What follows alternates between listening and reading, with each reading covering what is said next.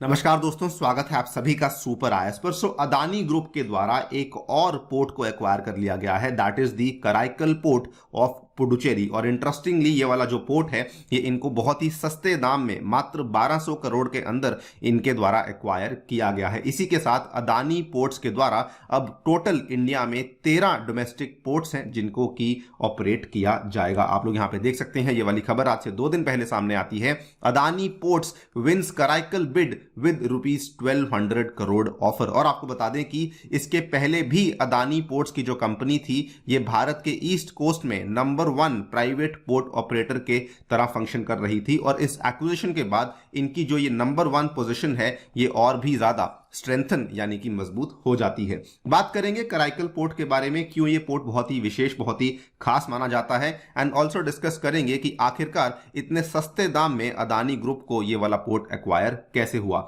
आइए शुरू करते हैं दोस्तों मेरे साथ। मेरा नाम है अनिरुद्ध। यदि आप लोग इस लेक्चर की पीडीएफ को डाउनलोड करना चाहते हैं तो यहां पर दिए गए टेलीग्राम चैनल के माध्यम से आप ऐसा कर सकते हैं। ऑल राइट, कराईकल पोर्ट की बात करें तो ये बेसिकली एक प्राइवेट पोर्ट की तरह डेवलप किया गया था और ये बहुत पुरानी बात नहीं है। अप्रैल 2009 की बात है। चेन्नई बेस्ड एक कंपनी थी जिसका नाम था मार्ग लिमिटेड, जिसके द्वारा बेसिकली इस पोर्ट के ऑपरेशंस को शुरू किया गया था। पोर्ट को काफी अच्छे तरीके से डेवलप किया गया था। इनफैक्ट कराईकल पोर्ट भारत का इकलौता ऐसा पोर्ट है जिसमें आपको इन हाउस लॉजिस्टिक सॉल्यूशंस और ड्रेजिंग फैसिलिटीज भी देखने को मिल जाती हैं। इंटरेस्टिंगली कराईकल पोर्ट की लोकेशन बहुत ही खास मानी जाती है बिकॉज ये अपने आसपास 4 नेशनल हाईवेज को कनेक्ट करता है और कई सारी जो रेलवे लाइंस हैं वो भी कराईकल पोर्ट के साथ डायरेक्ट कनेक्टिविटी आपको ऑफर कर देती हैं। इसकी लोकेशन की एक और खास बात यह भी थी कि ये जो 2 इंडिया के मेजर पोर्ट्स हैं, namely Chennai and Tuticorin also called as Thoothukudi, इन दोनों पोर्ट्स के बीच में लगभग 680 किलोमीटर की कोस्टलाइन थी जहां पर हमें कोई भी पोर्ट देखने को नहीं मिलता था। और यहीं पर दोनों पोर्ट्स के लगभग बीच में हमें देखने को मिल जाता है भारत का ये वाला कराईकल पोर्ट, जो कि Indian union territory of Puducherry में देखने को मिलता है। कई बच्चों को कंफ्यूजन होती है कि ये तमिलनाडु में है या फिर ये केरला में है या फिर आंध्र प्रदेश में है, तो लेकिन ऐसा नहीं है, ये आपको Indian union territory of Puducherry के अंदर देखने को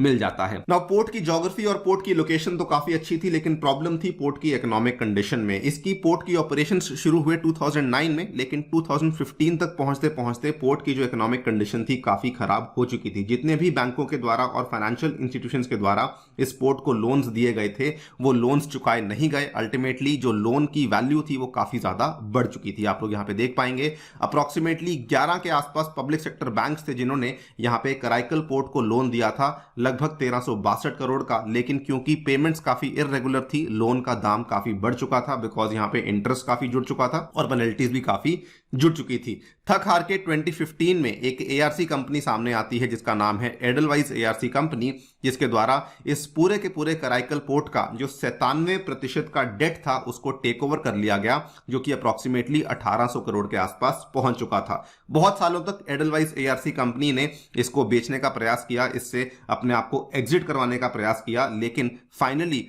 उनका जो ये प्रयास था वो खत्म होता है नवंबर 2021 में, जब एडलवाइज एआरसी कंपनी के द्वारा कुल मिला के जो ये पूरा का पूरा इनकी होल्डिंग्स थी और पूरा का पूरा इनका डेट था वो इन्होंने सेल कर दिया टू अनदर एआरसी कंपनी जिसका नाम है Omkara ARC company, and this was sold only and only for 1500 crore. Obviously यहां पर आप देख सकते हैं कि जो पोर्ट की वैल्यू थी वो कम होती जा रही थी और पोर्ट को एक डिस्ट्रेस्ड पोर्ट की तरह भी घोषित कर दिया गया था।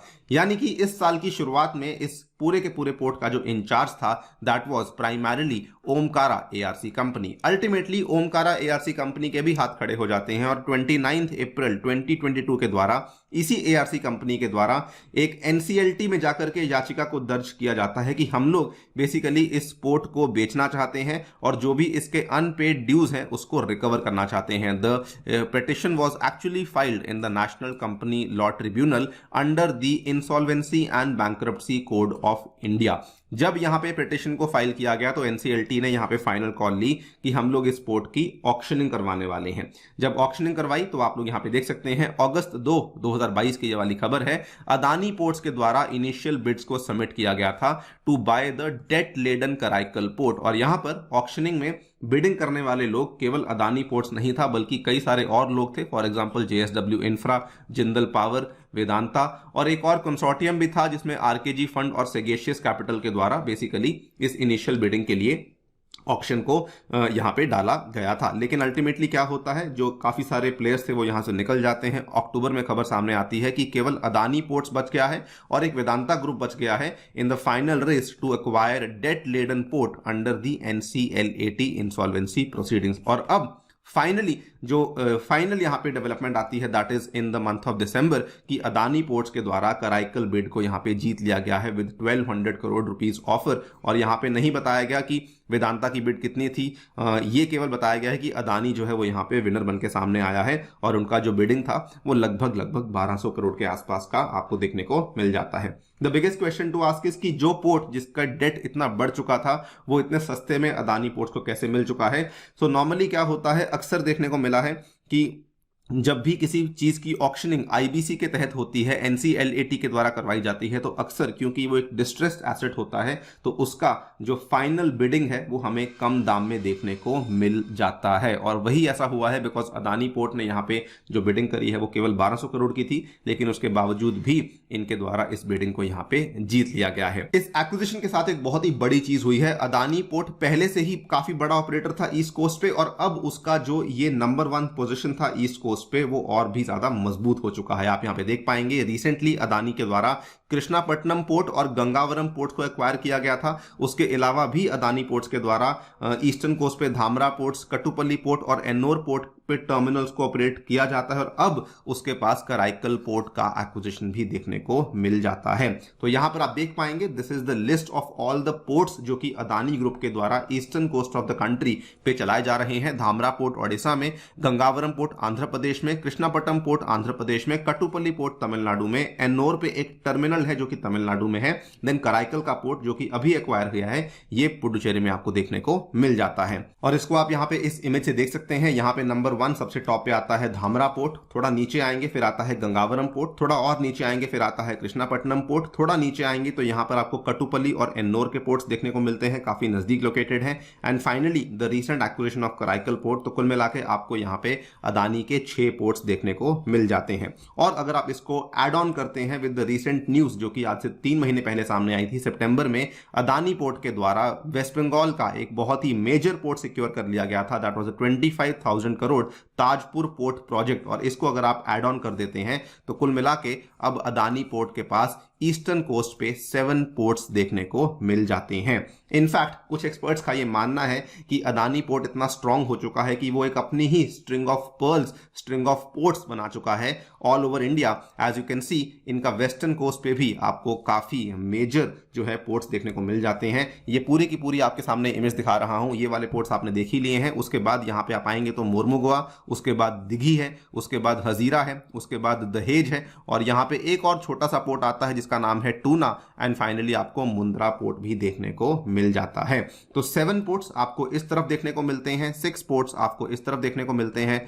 कुल मिला के 13 पोर्ट्स हैं जो कि अब अदानी ग्रुप के द्वारा इंडिया में डोमेस्टिकली ऑपरेट किए जाते हैं। कहा जाता है कि केवल जो 12 पोर्ट्स थे उसमें जो अदानी का कंबाइंड कैपेसिटी था that was 538 million turns it can be handled. और अब जो ये नेक्स्ट वाला ऐड हो चुका है इसकी कैपेसिटी हालांकि कम है लेकिन हाँ लगभग 550 मिलियन टन के आसपास का कैपेसिटी है जो कि केवल और केवल अदानी ग्रुप के द्वारा इंडिया में हैंडल किया जा रहा है। इसके और अगर हम आंकड़ों को समझना चाहें तो कुल मिला के कंट्री की जो पोर्ट कैपेसिटी है उसमें 24% का जो पोर्ट कैपेसिटी है वो केवल और केवल अब एक प्राइवेट ऑपरेटर अदानी पोर्ट्स के द्वारा ही यहां पे होल्ड किया जाता है। आप लोग क्या सोचते हैं इस पूरी की पूरी डेवलपमेंट के बारे में, डेफिनेटली बताइए हमें कमेंट सेक्शन में। जाने से पहले साथियों बताना चाहूंगा कि टेक्स्ट बुक आपके लिए लाया है GS courses, subject courses, CSAT courses, optional courses और ये सभी चीजें आपको दी जा रही हैं केवल एक सिंगल सब्सक्रिप्शन में जिसका नाम है सुपर कोचिंग। इसमें आपको जो फाइनल प्राइस पड़ता है that is only and only 30,000 rupees अगर आप लोग मेरा कूपन कोड अनिरुद्ध यूज करते हैं। इसमें आपको इंडिया के कई सारे सुपर टीचर्स पढ़ने का मौका मिलेगा और मेरे द्वारा बनाया गया साइंस एंड टेक कोर्स भी आपके लिए अवेलेबल करवाया जाएगा। Thank you so much for listening, stay tuned and stay safe.